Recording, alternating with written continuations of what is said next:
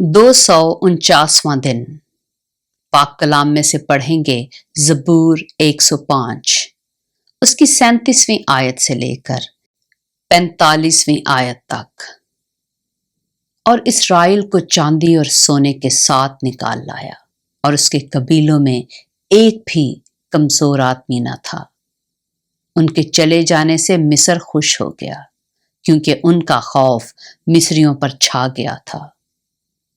اس نے بادل کو سائبان ہونے کے لیے پھیلا دیا، اور رات کو روشنی کے لیے آگ دی۔ ان کے مانگنے پر اس نے بٹیریں بھیجیں، اور ان کو آسمانی روٹی سے سیر کیا۔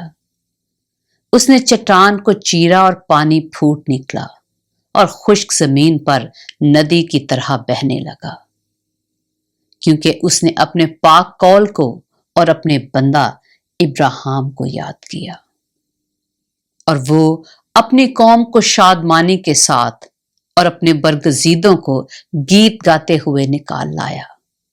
اور اس نے ان کو قوموں کے ملک دیے، اور انہوں نے امتوں کی محنت کے پھل پر قبضہ کیا، تاکہ وہ اس کے آئین پر چلیں اور اس کی شریعت کو مانیں۔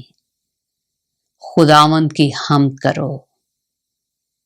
پاک کلام کے پڑھے اور سنے جانے پر خداوند کی برکت ہو۔